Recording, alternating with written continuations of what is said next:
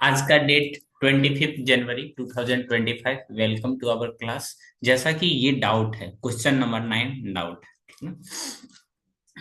Concept कहती है दो मैट्रिक्स इक्वल तभी रहेगा जब दोनों का ऑर्डर इक्वल हो और दोनों का कॉरस्पॉन्डिंग एलिमेंट इक्वल हो।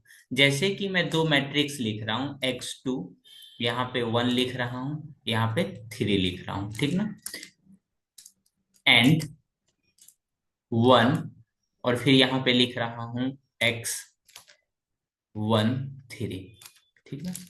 Value of x, value of x for which both matrices are equal, both matrices are equal.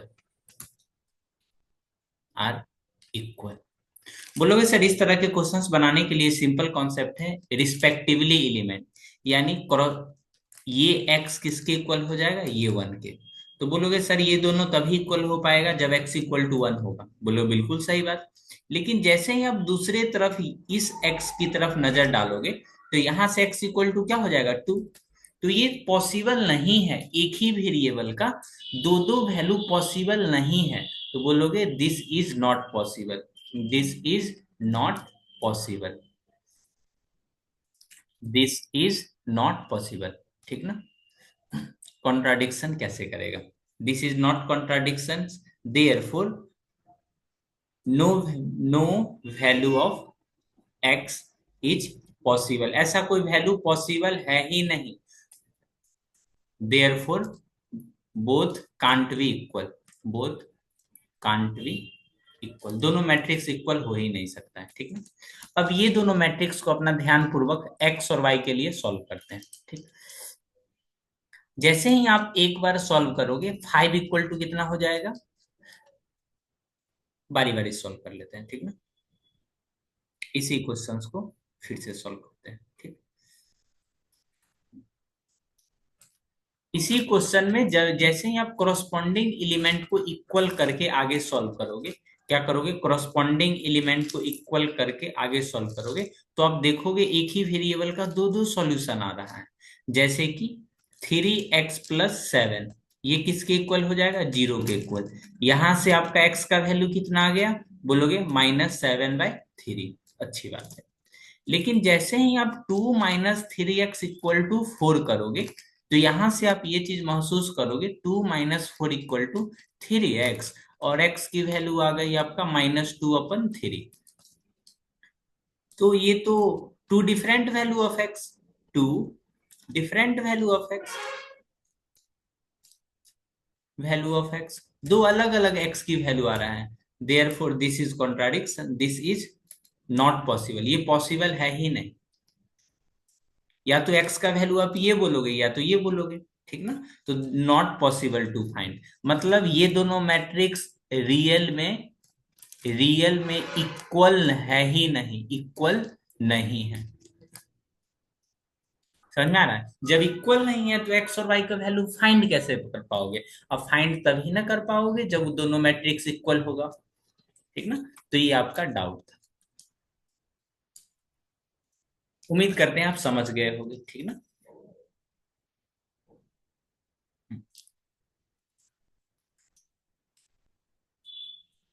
आज का क्लास है ऑपरेशन ऑफ मैट्रिसेस। आज का क्लास क्या है, ऑपरेशन ऑफ मैट्रिसेस।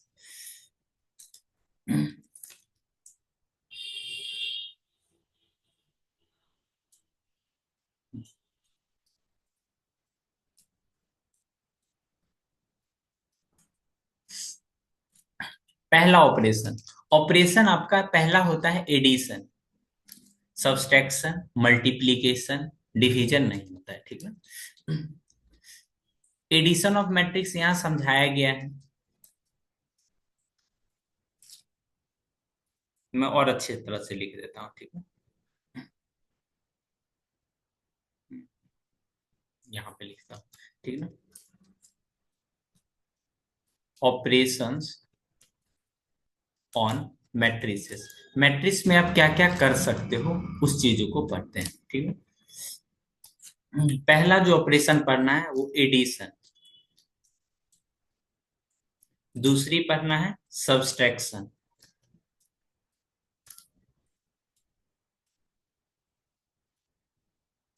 तीसरा मल्टीप्लीकेशन। मल्टीप्लीकेशन मल्टीप्लीकेशन में दो तरह का मल्टीप्लीकेशन। पहला मल्टीप्लीकेशन प्लीकेशन by scalar. Multiplication by scalar, को एक नंबर से मल्टीप्लाई करना है। और दूसरा में मल्टीप्लीकेशन ऑफ टू मैट्रिसेस, दो मैट्रिक्स को आपस में मल्टीप्लाई करना। चौथा जो आपको लग रहा होगा डिवीजन, ऐसा कुछ नहीं है। डिवीजन ये एग्जिस्ट नहीं करता है, ठीक ना, नॉट डिफाइंड, ये डिफाइन नहीं है, ठीक ना। डिवीजन आपका डिफाइन नहीं है। Addition, subtraction, multiplication. मल्टीप्लीकेशन में दो तरह के। आपके मन में आता होगा ये क्यों नहीं डिफाइन, क्यों डिफाइन नहीं है, नहीं है, ठीक है। मैट्रिक्स एक तरह का डायरेक्शन होता है, और डायरेक्शन को आप कभी भी डिवाइड नहीं कर सकते। या कोई चीज अगर ईस्ट में जा रहा है तो ईस्ट ही जाएगा, अगर कोई चीजें वेस्ट में जा रही है वो चीजें वेस्ट में ही जाएगा। मैट्रिक्स एक तरह का डायरेक्शन को भी दिखलाती है, तो डायरेक्शन को कभी डिवाइड नहीं किया जा सकता है, इसलिए डिवीजन नहीं है, ठीक ना। कभी भी नीचे में इस तरह से ये डिवाइड नहीं करते, तो ये not defined. Which of the following operation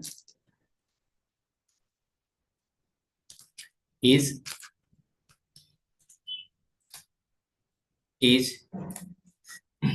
या आर डिफाइन इन मैट्रिक्स, इनमें से कौन सा डिफाइन है मैट्रिसेस। पहला एडिशन, दूसरा सब्सट्रैक्शन, तीसरा multiplication,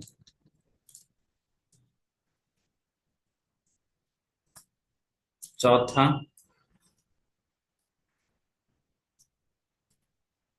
division of to matrices, दो मैट्रिक्स को डिवाइड करना। तो पहला वाला आपका डिफाइन है, बोलोगे ये डिफाइन है, यस। ये भी यस, ये भी, ये बोलोगे नॉट डिफाइन, नॉट डिफाइन, ठीक ना। दो मैट्रिक्स को पहले एडिशन और सब्सट्रैक्शन पढ़ते हैं, किसी भी दो मैट्रिक्स को ऐड कैसे किया जाएगा, ठीक ना। ऐड और सब्ट्रैक्ट होने के लिए दोनों का दोनों कंडीशन क्या है, सेम साइज में होनी चाहिए। Condition of two matrix, two matrices for addition या सब्सट्रैक्शन, या तो दो मैट्रिक्स को आपको जोड़ना है या फिर घटाना है, तो क्या कंडीशन रहनी चाहिए, कंडीशन क्या होनी चाहिए, दोनों का दोनों ऑर्डर सेम होनी चाहिए। ऑर्डर दोनों का सेम होना, दोनों का सेम होना चाहिए, होनी चाहिए। कहने का मतलब दोनों का दोनों कैसा होना चाहिए, एक साइज में रहना चाहिए, इक्वल ऑर्डर। इसी को इक्वल ऑर्डर बोल सकते हैं, इसी को बोलते हैं same size. Same size, element अलग अलग हो सकता है, एलिमेंट, एलिमेंट कैसा भी चलेगा, एलिमेंट कैसा भी हो कोई बात नहीं,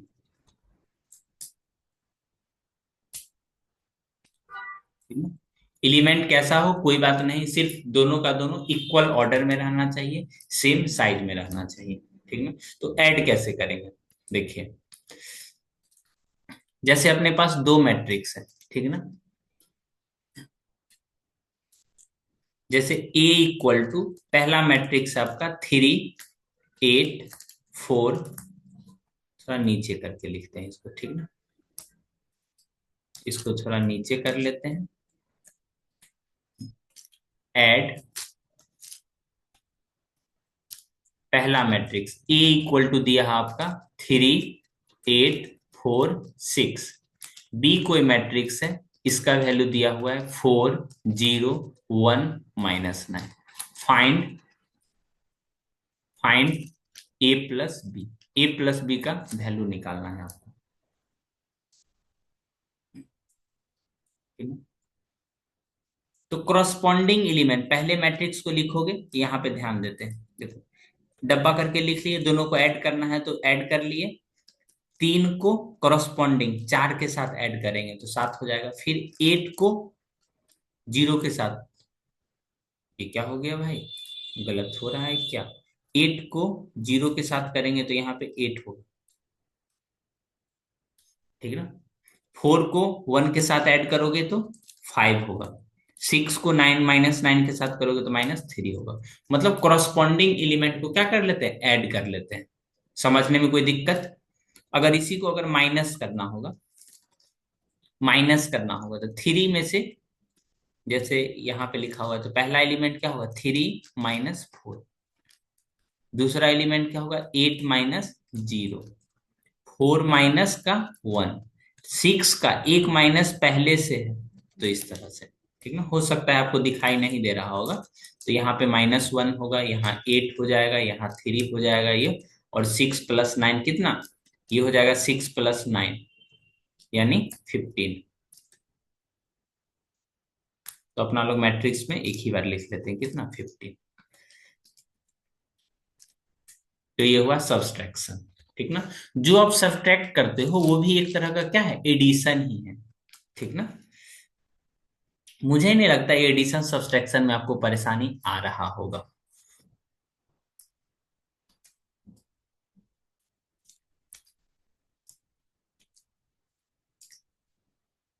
जैसे फैक्ट्री ए और फैक्ट्री बी वाले को ऐड करना है अपना लोग को इस तरह से। एनसीईआरटी में ये चीज दिया हुआ है। कोई एक फैक्ट्री ए है, कोई फैक्ट्री बी है, तो दोनों का दोनों सेम साइज में है। ये भी है आपका 3x2 और ये भी है 3x2। कैटेगरी पहले वाले में 80 को 90 से ऐड करोगे तो ये वाला कितना बन जाएगा आपका, 1। फिर 60 को 50 में तो 110। फिर 75 में, फिर उसके बाद 65 90 में,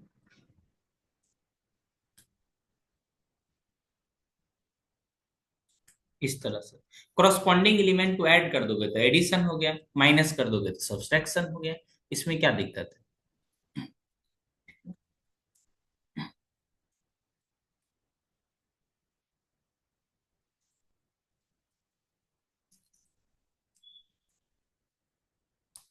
कोई दिक्कत ये चीजें समझने में।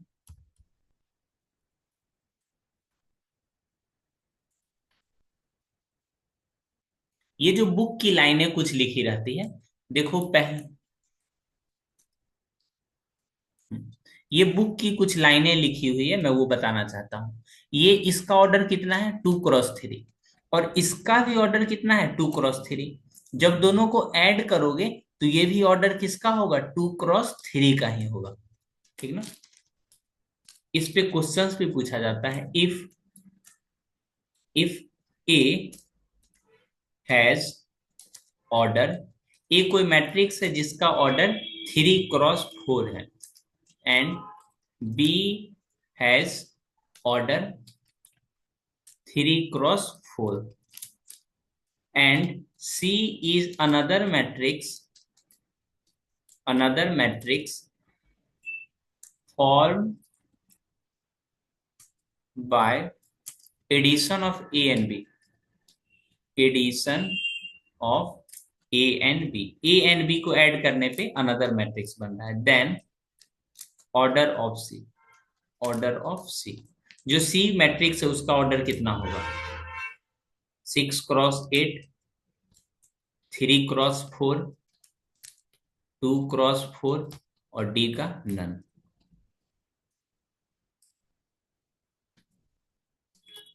ये है 3x4, ये भी है 3x4। तो जो ऐड करने के बाद ऑर्डर आएगा उसका भी कितना होगा, 3x4 ही होगा। मतलब ऑर्डर किसी दो मैट्रिक्स को ऐड करने के बाद ऑर्डर नहीं बदलती है। जो भी पॉसिबल क्वेश्चंस होगा ना, तो मैं वो सारे करा ही देता हूँ।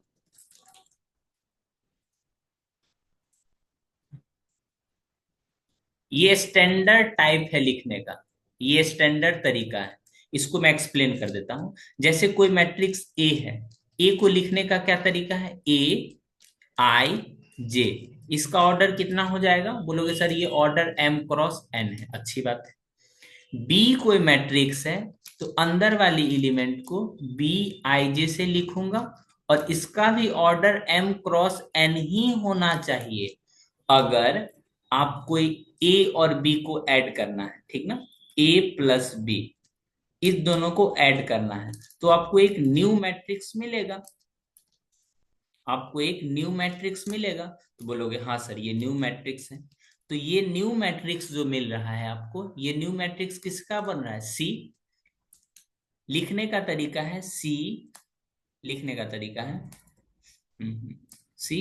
तो सी का वैल्यू कितना होगा? तो बोलोगे ये छोटा वाला सी आई जे, और यहाँ पे जो ऑर्डर होगा इसका भी कितना होगा? एम क्रॉस एन ही होगा।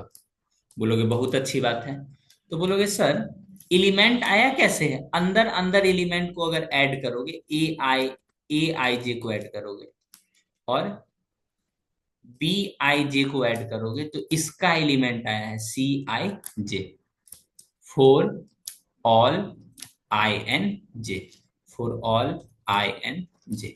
ये जो सिंबल आप टेढ़ा करके लिखे हो ना, ये सिंबल, इसको बोलते हैं फॉर ऑल।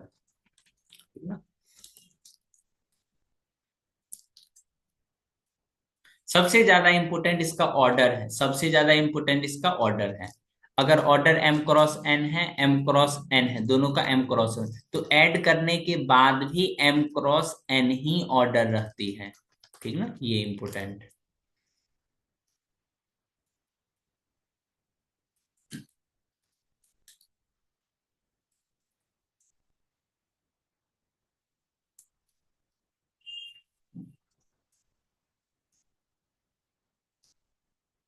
जैसे ये आपका एक एग्जाम्पल है, ठीक ना, ए और बी को ऐड करके ए प्लस बी निकालना है। तो दोनों को देखो देखो सेम ऑर्डर है, आप अपने एग्जाम में भी लिखोगे ऑर्डर के साथ, ठीक ना। तो टू को रूट थ्री के साथ ऐड करोगे तो ये आपका आंसर हो जाएगा, ठीक है। अब बोलोगे sir two plus root three, हाँ ऐसे ही रहेगा, क्यों? एक पार्ट रेशनल है, ये पार्ट रेशनल है, और ये पार्ट क्या है? इरेशनल। तो दोनों बस इसी तरह लिखा रहेगा, इसमें और कुछ नहीं लिखना है। जैसे टू प्लस रूट थ्री हो गया, वन प्लस रूट फाइव हो गया, ये जीरो हो गया, वन बाई टू हो गया, सिक्स हो गया, जीरो। ये लिखने के बाद एग्जाम में ऑर्डर लिखना है, ठीक है ना। Note, always right order.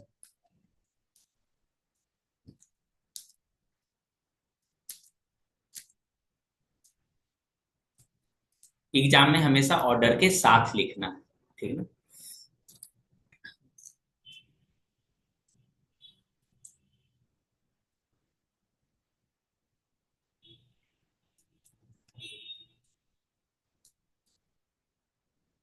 जैसे आपके मन में एक स्वाभाविक सा क्वेश्चन आ सकता है, सर ऐसा क्या होगा जब दोनों का अलग अलग ऑर्डर रहेगा?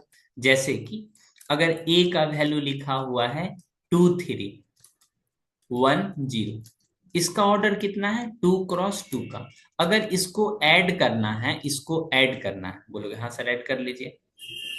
ये कोई मैट्रिक्स है अपना, इसको ऐड करना है इसके साथ, one two three one zero one. तो ये ऐड नहीं हो पाएगा, क्यों नहीं हो पाएगा? क्योंकि addition not possible, addition not defined. ये क्यों डिफाइंड नहीं है?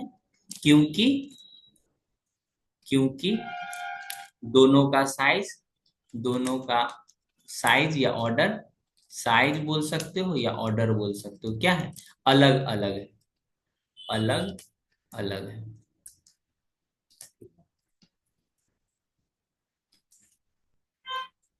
दो मैट्रिक्स को तभी ऐड कर पाएंगे जब दोनों का साइज एक जैसा हो, नहीं तो वो डिफाइन ही नहीं होगा, मतलब नहीं होगा, ठीक है। इससे रिलेटेड कोई डाउट?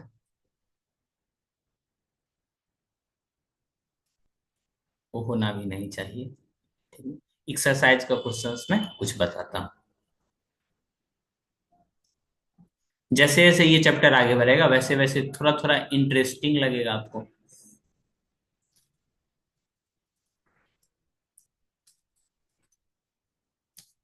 ये रही आपका एक्सरसाइज का कुछ क्वेश्चंस। ठीक है।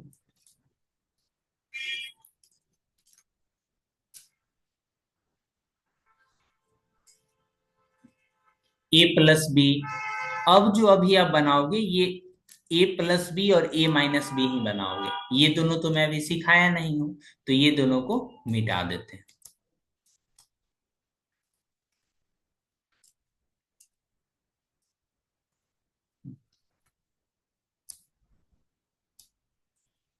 कैसे लिखोगे एग्जाम में? लिखोगे वी हैव ए का वैल्यू कितना दिया हुआ है, 2 4 3, तो एकदम अच्छे से लिखेंगे। अब जब आप लिखोगे तो ऑर्डर के साथ लिखोगे। ठीक ना। बी का वैल्यू कितना दिया हुआ है, बी का वैल्यू दिया हुआ है 1 3 -2 और 5। ये ऑर्डर कितना दिया हुआ है, 2 × 2। Here A and B have same order, therefore addition is possible, a plus b equal to, same order है, ए प्लस बी क्या हो जाएगा, A plus B is defined. मालूम चला डिफाइन ही नहीं हो रहा है तो ऐड कैसे करोगे, डिफाइन हो रहा है।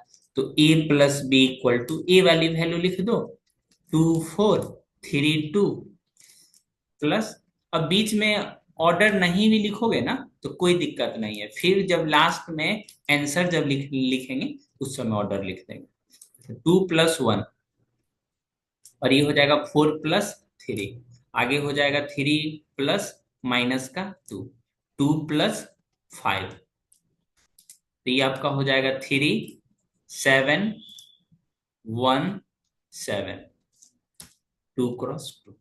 ये क्या हो गया, इसका ऑर्डर हो गया। अब ए माइनस बी निकालना है ना, ए माइनस बी।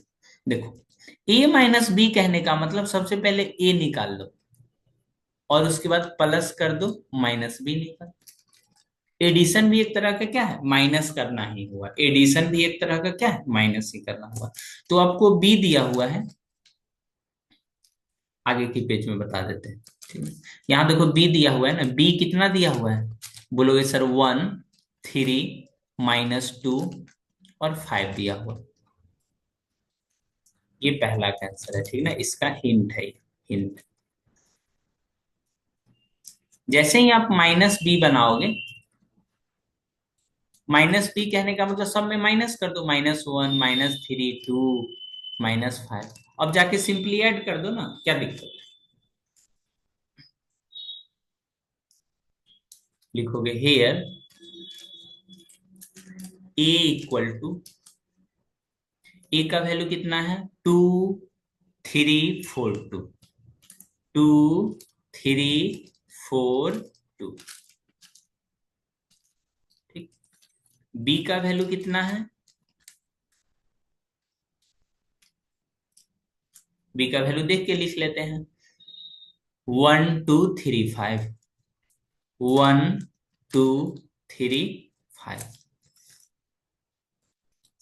तो यहां से माइनस बी का वैल्यू कितना हो जाएगा, देख लेते हैं। क्या है, फाइंड करना ए माइनस बी। ए माइनस बी बोले तो ए माइनस,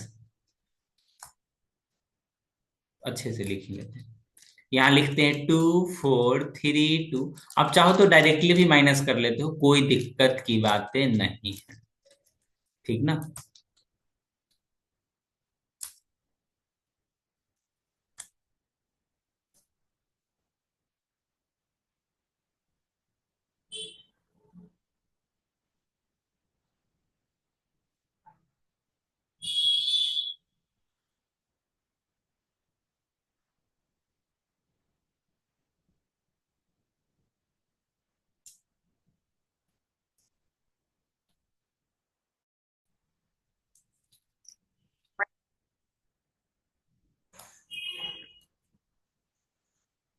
वाईफाई बंद हो गया है ना इसीलिए। तो इसको जल्दी से बना करके उसके बाद इसको खत्म कर देते हैं। ये हो जाएगा 2 4 3 2। ठीक। फिर यहां से माइनस को अंदर कर दोगे, आसानी करने के लिए करते हैं, और कुछ खास बात नहीं है। ये 2 हो जाएगा, ये -5 हो जाएगा। अब ऐड करने में आसान रहेगा, 2 प्लस का -1। अब चाहो तो डायरेक्टली भी कर लोगे, कोई दिक्कत की बात नहीं है। तो ये पहला क्वेश्चन मैं सिखा रहा हूं, इसीलिए मेरे तरफ से हमेशा से ये यही स्टाइल रहता है बनाने का। तो यहां से आ जाएगा 1 5 1 -3। ये 2 × 2। एडिशन सब्सट्रैक्शन में कहीं से कोई परेशानी आप एक बार फिर से भी देख सकते हो, ठीक ना।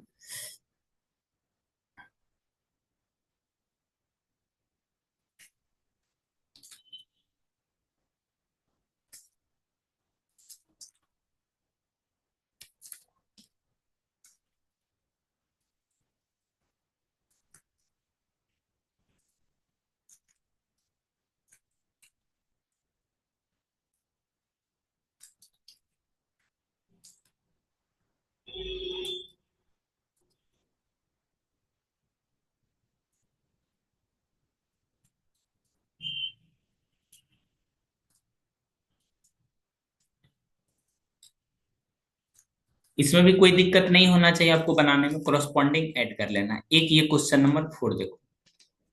क्वेश्चन नंबर 4 में cos² x plus sin² x। यहां फिर है sin² x plus cos² x। sin² x plus cos² x। Corresponding element को ऐड कर लेते हैं, cos² x प्लस sin²x।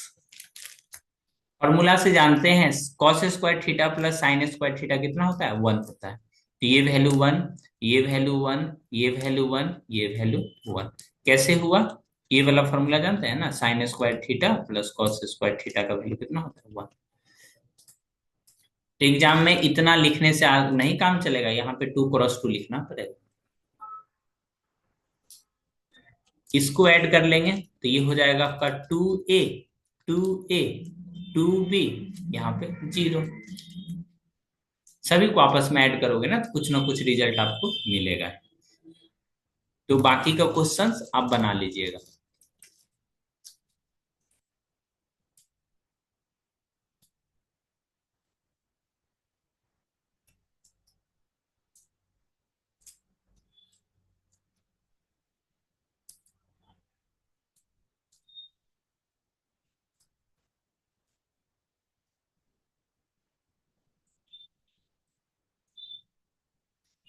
इसमें पहले a प्लस बी निकालना है, उसके बाद b माइनस सी निकालना है। अगर ये निकल जाए फिर उसके बाद एक बार LHS फाइंड करो और दूसरा बार RHS फाइंड करो। ये मैं कल देखूंगा दोनों की कॉपी में बना हुआ ये क्वेश्चन नंबर 4।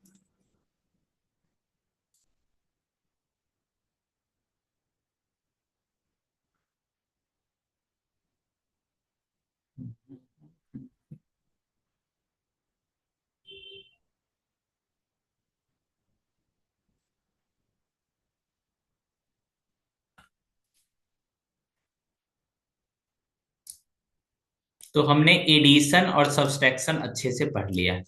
एडिशन पढ़ लिया है,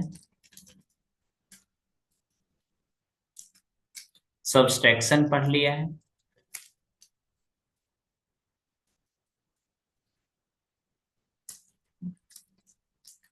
मल्टीप्लीकेशन।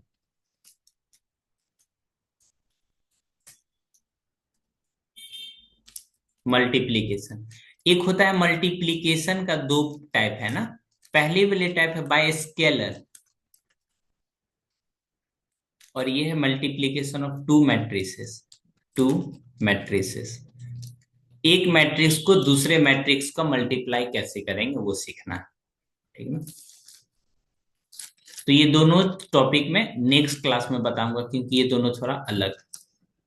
बट आज के लिए मैं जो सिखा रहा हूं उसको सीखो। एडिशन या सब्सट्रैक्शन होने के लिए 100% दोनों का सेम ऑर्डर होना चाहिए, दोनों का इक्वल ऑर्डर होना चाहिए, ऑर्डर होनी चाहिए। बट मल्टीप्लीकेशन के लिए ऐसा कुछ नहीं है, ठीक ना। इक्वल हो अच्छी बात है, इक्वल नहीं हो तो उसके ऊपर कंडीशन है। ऐसा नहीं आप किसी भी ऑर्डर को, मैट्रिक्स को मल्टीप्लाई कर दोगे, ठीक ना। अब मैं रिकॉर्डिंग इसको बंद कर देता हूँ।